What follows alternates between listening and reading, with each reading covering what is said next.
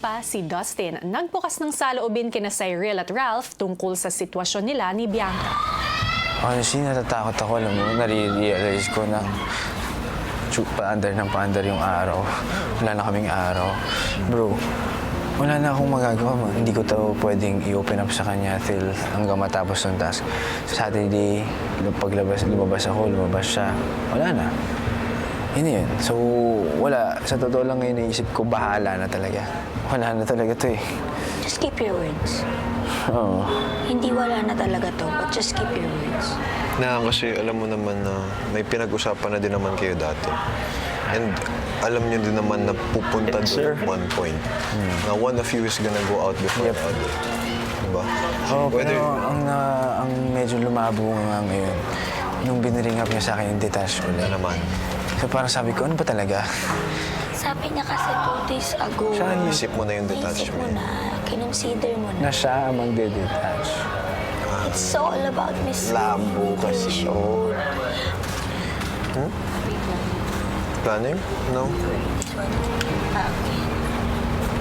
Good job today. I think you two should talk. Who? You too. You two. Huh? Dahil siguro focus muna tayo sa task. Tapos, if may Why? gusto ka. Okay naman tayo. Yeah. Okay tayo. Tama na ito, bro. Okay, bigay ka na sa akin. Honestly. Bro, tingin mo happy yan. Maya-maya, si Bianca naman ang sunod na kinausap ni na Cyril at Ralph. Kayo at kayo pa rin magdedesisyon. It's your call. Do you want to talk to him or not? Of course I do. I just need time. Siyempre kung papapiliin naman ako, I want him to be here beside me right now kasi sobra.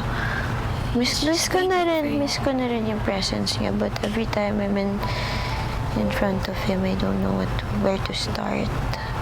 It's as if you're denying her presence.